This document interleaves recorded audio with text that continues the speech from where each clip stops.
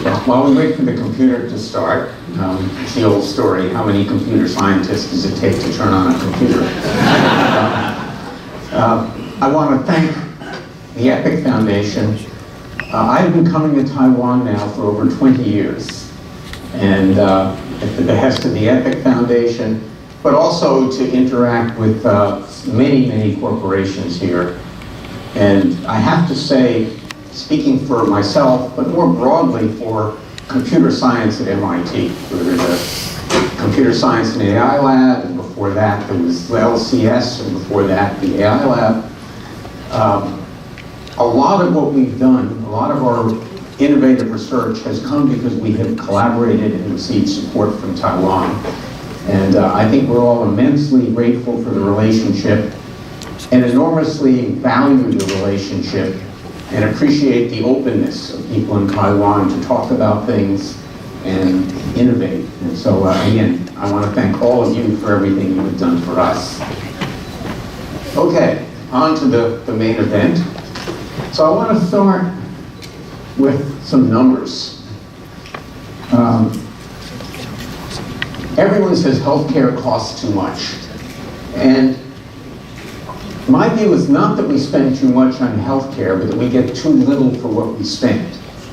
I wouldn't mind spending a lot of money if we actually got value for the money. These are widely accepted numbers on wasted healthcare in the US. These are billions of dollars. And this is by no means the whole story. So you can see that, for example, we spend $550 billion per year in the US on pharmaceuticals that do not help the people receiving them. And if you take a drug and it doesn't help you, it's probably bad for you. Every drug has some side effect. So if you take it and it's not helping, then it's probably hurting. Now, you should not sit here very smugly and say, well, that's the US's problem. We don't do that in Taiwan. I've looked at data from Taiwan. You do this in Taiwan. The numbers won't be as big, but then Taiwan isn't as big. So we have a real problem. Now, in that problem is an opportunity, and that's what really excites me. We have the opportunity to simultaneously improve care for patients and save billions of dollars. And it's not often you can look at a research problem and say, I can save money and make people's lives better at the same time. So it's a great area, and we can do a lot in that. I got interested in this a long time ago. I looked at it. My first paper was written in 2003. Lots of different papers that sort of look almost unrelated. But in reality, there's an underlying theme.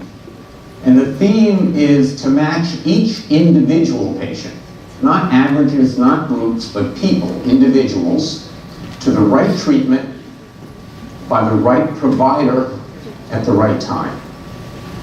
So you'll notice that underlying this theme here is not inventing new treatments. It's matching people to existing treatments and existing providers and doing it in a timely fashion. Over this period, my research group, and I say me, but of course, like all professors, I rely on my students to do the heavy lifting. So when I say me, think John's students. We worked on epilepsy, a lot of work on cardiovascular disease. I'll mention some of that. Chronic kidney disease. I'll talk today about some of our work on infectious diseases.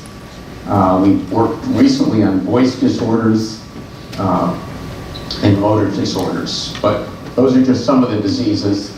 I go through those lists only to give you a sense of the flavor of our research.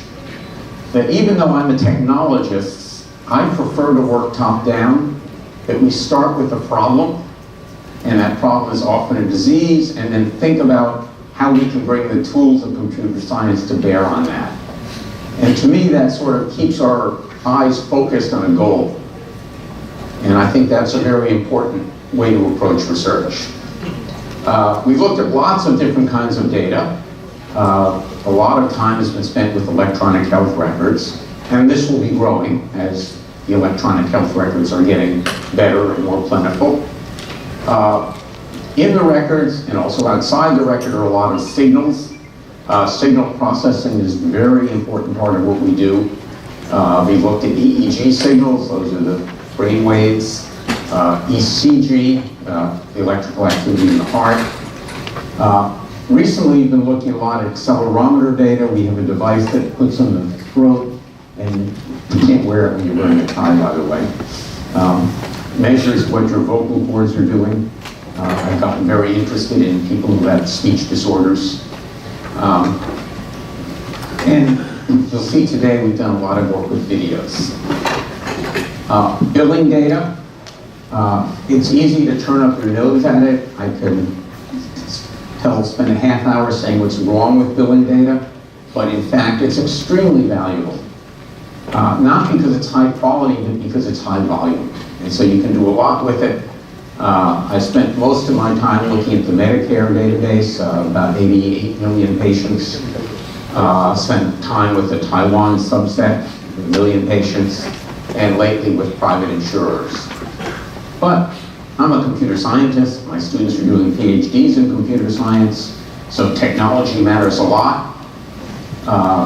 We've been doing a lot of work with computer vision.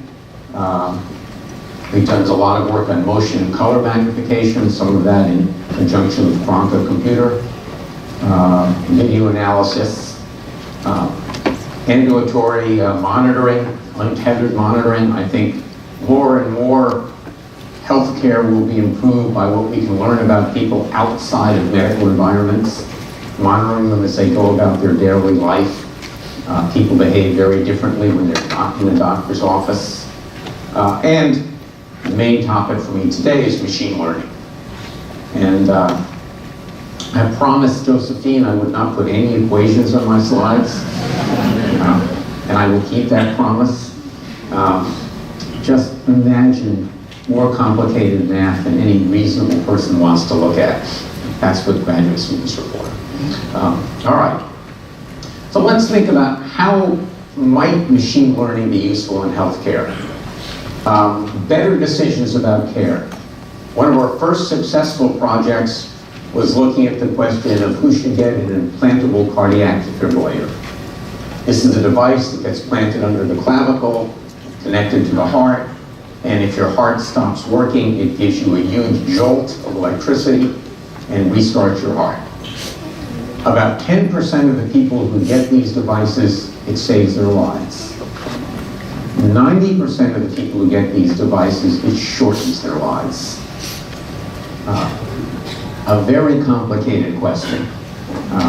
Who should get them, who shouldn't get them? Right now, the protocols are not very good. We've investigated better ways to make that decision. Another thing that's important to think about is benchmarking. You know, Taiwan is renowned for its manufacturing capabilities. No one would run a manufacturing line without benchmarking it. Yet medical institutions do a terrible job of benchmarking. If they have bad results, every hospital I've ever spoken to that has bad results is the same answer. Our patients are more challenging. When in doubt, blame it on the patient. You know, if a surgeon has a high infection rate, my patients don't clean themselves. I don't know what it is. So when you do the benchmarking, you have to risk adjust. And to do that, you have to use fairly sophisticated machine learning to do it properly. So I think that's very important. And recently, I've talked a lot on optimization of resource utilization. In Boston, we have major hospitals in the city, academic institutions, and around the outside, a lot of so-called community hospitals, smaller hospitals. Everybody thinks they'll get better care if they go to the big downtown hospitals. That's true for some things, and it's the opposite for other things. For some things, you're way better off at going to the small hospital. And so we've gotten very interested in this business of how do we utilize this complicated system of resources in a productive way. So these are all ways that machine learning might be useful in healthcare. The sad story is it hasn't been very useful thus far. Lots of slick marketing from industry, lots of publications from academia, and relatively little impact. So I'd like to tell this cautionary note. Some of you have probably heard of IBM. They launched an effort with MD Anderson, one of the most prominent cancer centers in the United States, to end cancer with great fanfare, lots of data, lots of money being spent. This was an IBM announcement in 2013. This is an article from Forbes magazine in 2017. MD Anderson benches IBM Watson. They dropped the project entirely. So 4 years later, they said, never mind. And countless tens of millions of dollars later. Now, I don't like this. I don't think it's a setback for artificial intelligence. I think it's a setback for a certain company, which I won't mention. But there's nothing wrong with the basic notion of AI. It's just they were using the wrong technology to tackle this problem. So, what's the problem? Applying artificial intelligence, machine learning to healthcare is hard. And it's hard because it's different from applying it in other areas. This is not the same problem as Amazon deciding what spam to send, right? It's not the same as Google deciding what ads to serve when you do a search. It's very different for a lot of reasons, and if I were giving a longer talk, I would detail them very quickly. It's multimodal. To make intelligent healthcare decisions, you have to look at structured data, things like laboratory tests. You have to look at demographic data, economic data, what's your insurance coverage. You have to look at medical images. You have to look at natural language. A vast array of different things. So that's one problem. Another problem is it's small data. It's not a big data problem. What do I mean by that? You'd think it would be big data. I looked at Medicare data. I've got 88 million patients. Well, first of all, the total amount of medical data in the world is slightly less than the amount of data Google accumulates in one day. Right? It's a very different situation. And then it gets stratified. You know, I may have a lot of patients, but there's no point in my looking at the males if I'm interested in breast cancer. There's no point in looking at the females if I'm interested in prostate cancer.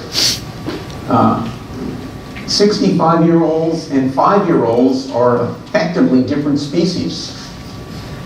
So by the time you stratify and get down to the relevant data, you don't have very much. And so the crux of the problem is how do you take various different kinds of data that look like they're different and find some way to combine them productively to reach useful conclusions. And I'll show an example of that a little bit later. All right, it's hard. Thank goodness it's not impossible. You'll hear from many people, several people today, who've shown it's not impossible. I've been working lately in these 4 things. I won't tell you about all of them, I'll tell you about some of them. So let's first talk about precision steerage. So the notion here is a lot of medical care would be improved if people went to the right facility or saw the right physician. So we've looked at this in a number of contexts. For example, we've looked at it in the context of surgery. What surgeon should you go to for a surgery, or what hospital for a surgery? Today I want to talk about something that's maybe a little bit more mundane, is skilled nursing facilities. As we have an increasingly aging population, and you'll hear about that when Dina Katabi speaks, the people leave the hospital after a critical event and they don't go home. They go to a nursing facility, kind of a halfway house between the hospital and home. This makes sense. These are much less expensive than hospitals. They're much more comfortable. It's a good thing. The bad thing is, if you look at the Medicare population, these are people in the US over 65 years old, 25% of them who enter a skilled nursing facility are readmitted to the hospital in a month. 2/3 of those readmissions could have been prevented had the nursing facility done the right thing. This gets back to the waste, right? Terrible waste, very expensive. So steerage in this case is choosing the nursing facility that's optimal for an individual, this specific person. And so we've done a thing where you enter some data about the person. You can't read this. This is why they were in the hospital, the admissions, their age, their gender. Oops, pressing the wrong button. Sorry about that. And you can't read this at all, but most importantly, comorbidities. If you have your knee replaced and you have hypertension and diabetes, you're in a very different health state than if you had your knee replaced and you don't have either of those. Because you have a history of cardiac disease, it's very different. And it turns out that all of these things need to be taken into account in choosing the best nursing facility. So I've taken only the right side of that plot, because in case any of you are from California, I don't want you to see which ones are bad and which ones are good. So I've highlighted two rows. The Center for Medicare Studies in the US ranks nursing facilities on a star system, 1 star through 5, 5 being the best. Unfortunately, the data shows that ranking is not very well correlated with outcomes. And so this is for a single individual, and you'll see we think the best home for this skilled facility for this person has got a middling ranking of 3. And if they go to this, they'll have a 4% chance of dying, very high, with this person who had a serious cardiac condition and is older, and a 16% chance of readmission. This super 5-star ranked hospital facility, 50% higher chance of dying, a much higher chance of readmission, and by the way, a higher bill too. So it makes a difference, right? A huge difference between 16 and 20 and between 4 and 6. Now, you might wonder, how did we do this? This place is only 45 beds. So how on earth did we use machine learning to build a model that would let us predict something about something where the data is that small? And the answer is transfer learning, looking at all of the other skilled facilities in the country, seeing how they relate to this one, how they behave similarly, and transferring what we learned about one facility to another, thereby allowing us to build accurate models for small facilities. We ran an experiment where we built these models using data from 2015 and then tested it on 2016 and looked at the differences. So if you look at 30-day mortality and readmission, this is a combined outcome, you'll see that if you went to one of the top 3 SNFs recommended, here was your rate. Whereas if you went to something that went out of the top 3, a considerably worse rate of death or readmission. And if we did 5 similar kinds of things.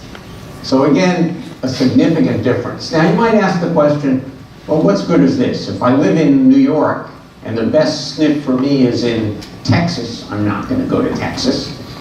Well, we did the same study in which we imposed constraints.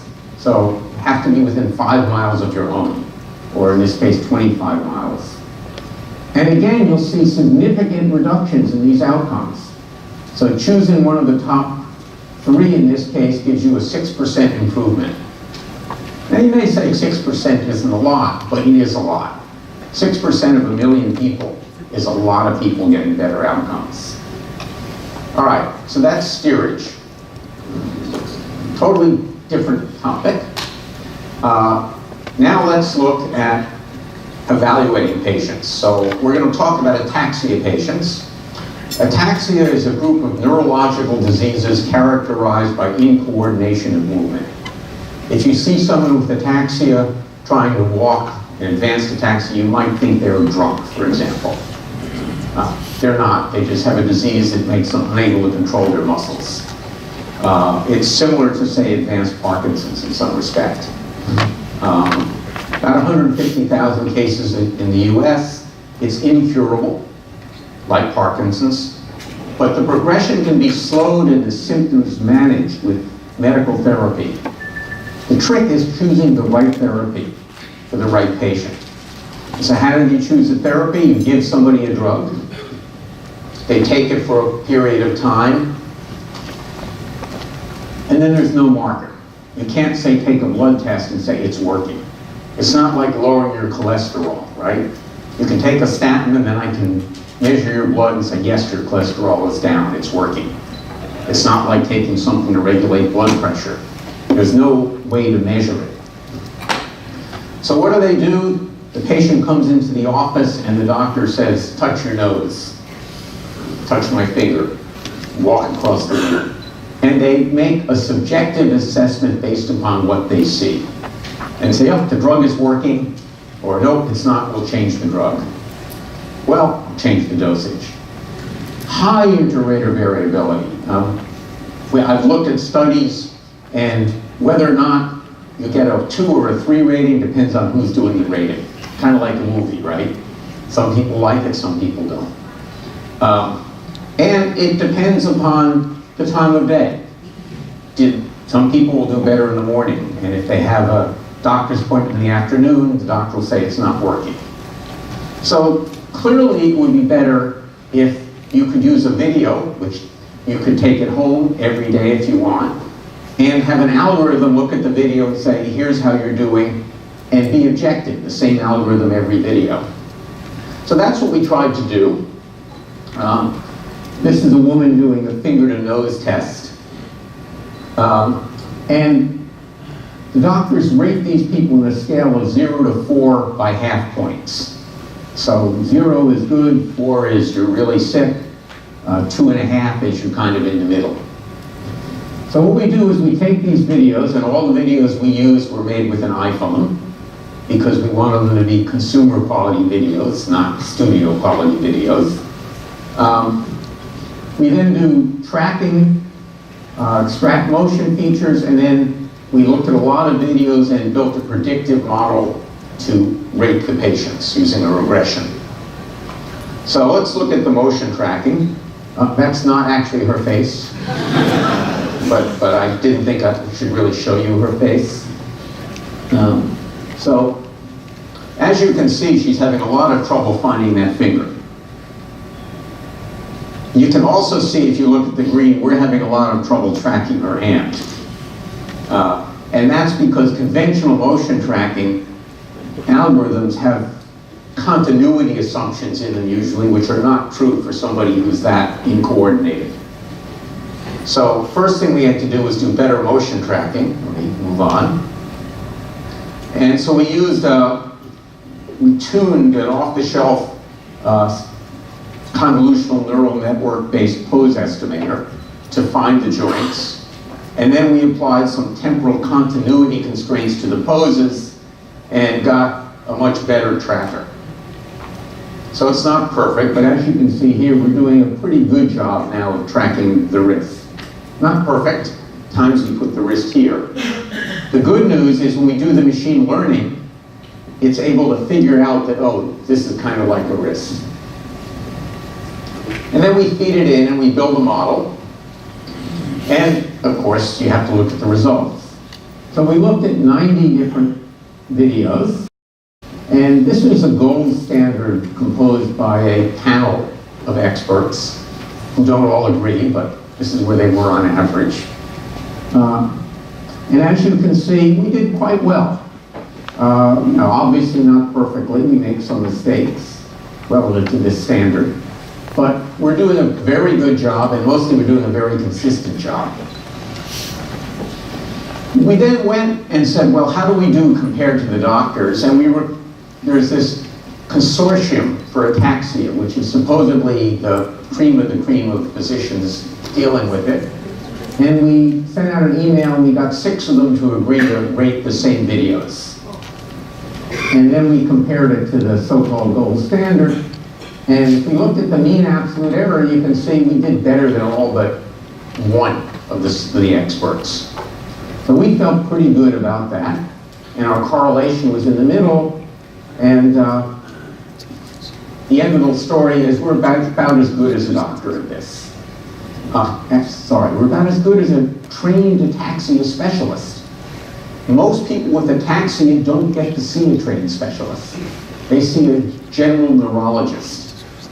And so we think we should be way better than those at doing this assessment. All right, final example I want to show you. Someone will hold up a sign, right, when I'm running out of time. All right, healthcare-associated infections, often called nosocomial infections. These are infections that you get only in medical environments. And they're very sad. What we see here is if you're admitted to a hospital in the US, these are Center for Disease Control statistics, you have a 5% chance of contracting an infection unrelated to the reason you were admitted to the hospital. That's just kind of a scary thought. And again, don't be smug. Same numbers apply in most of the developed world, including Taiwan. The numbers are way higher than 5%, say, in China. Very scary. Lots of scary numbers on these things. Problems with these infections, they can be very hard to cure. So just to focus on one set of bad numbers, we'll look at deaths. Almost 100,000 people a year in the US will enter a hospital and die of an infection unrelated to the reason they entered that hospital. Very depressing number. More each year than, say, breast cancer and prostate cancer combined.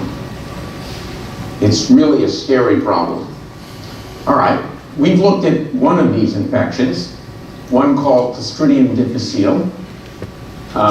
This is a bacterium that takes over the intestinal tract, causes severe diarrhea, intestinal diseases like colitis, and can lead to complications, including, in this case, about 14,000 deaths a year from this, and 250,000 infections, and about $1 billion in spending. Worse yet, about 25% of the people who get this will, within 90 days, have it relapse after they're cured.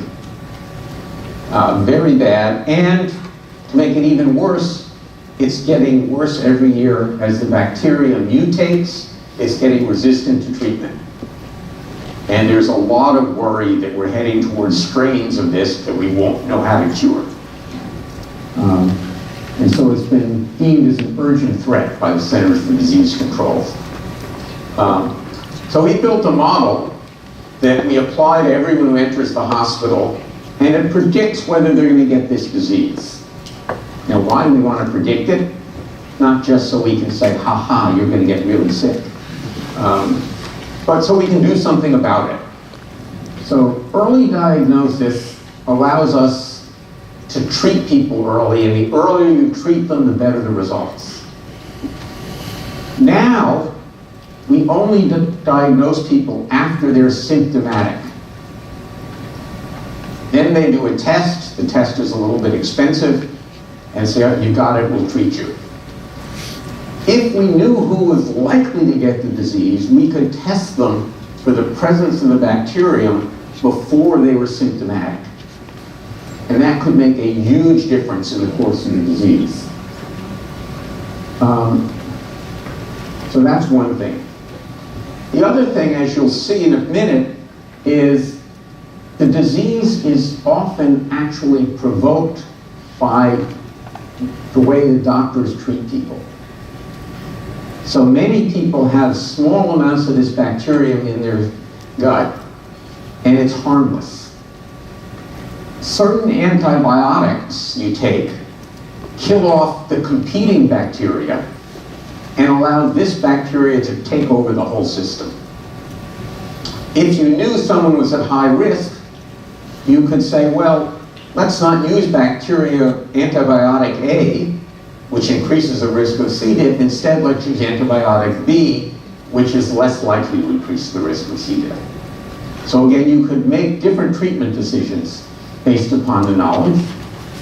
And finally, you can interrupt transmission. If you think somebody's likely to get this disease, you will keep them far away from other people who are susceptible. And so there's a lot we can do with these models. Now, the models are not easy to build. The disease is multifactorial. Are you susceptible? That has to do with your history, your characteristics. Of course, if you're immunocompromised because you say have cancer, you're more likely to get it. And as I mentioned, treatment decisions. It is an infection, so you have to be exposed. Some people, as I mentioned, are already, we say, colonized.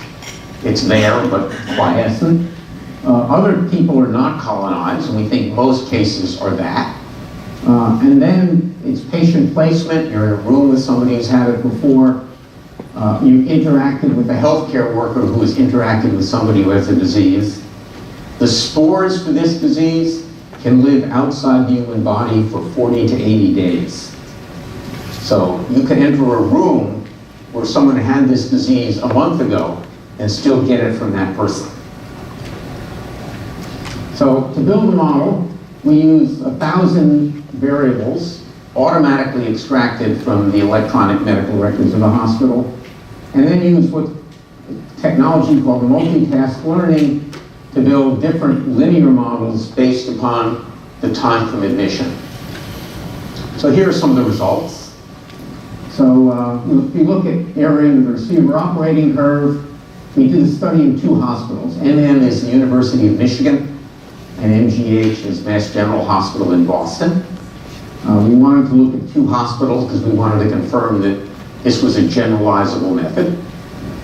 Interestingly, the predictions are more accurate at Michigan than at MGH, and that's because the quality of the data is better at Michigan than at MGH.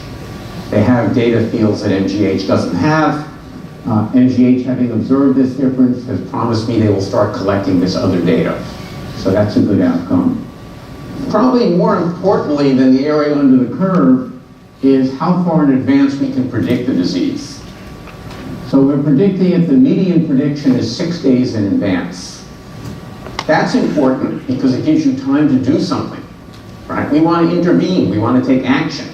If you could predict it 5 minutes in advance, it would do you no good. So we're very pleased with 6 days.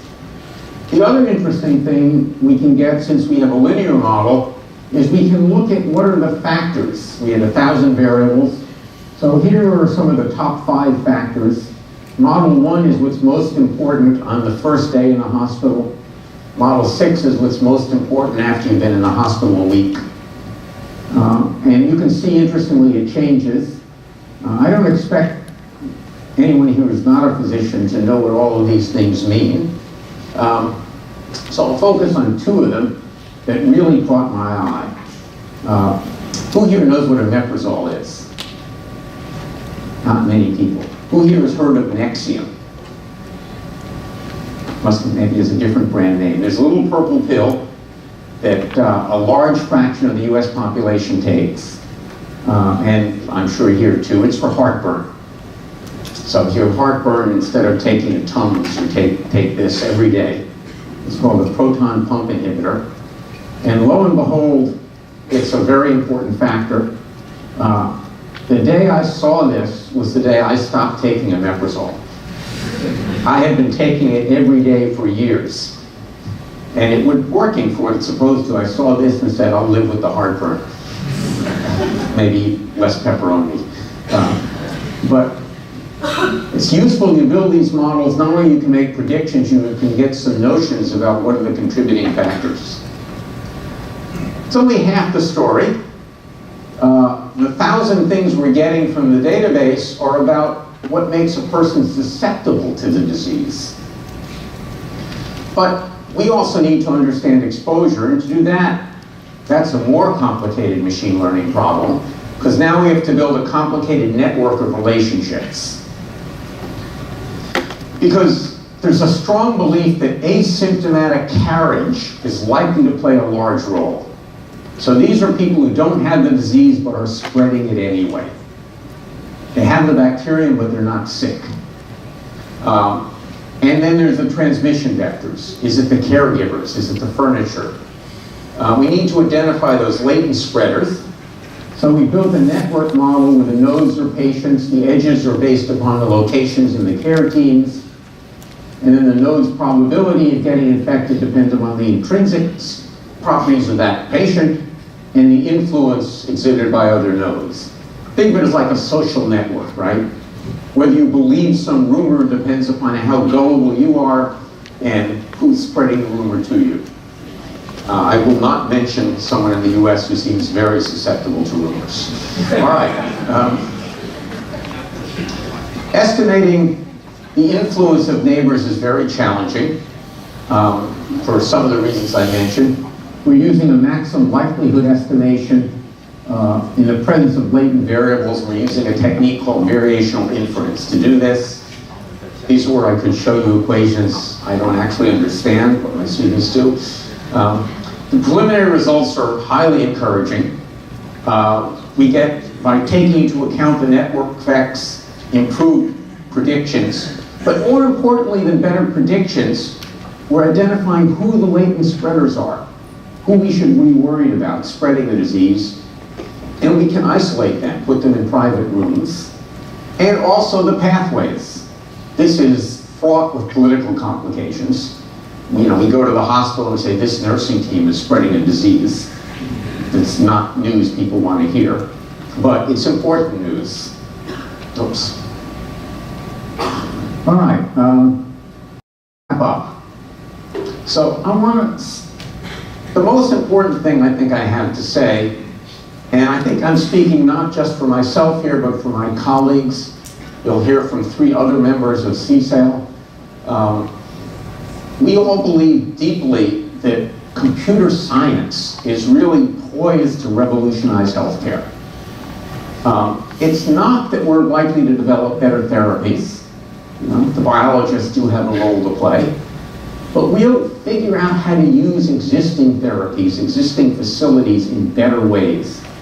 And we can have a much faster impact taking that pathway than people who are trying to develop new therapies can have.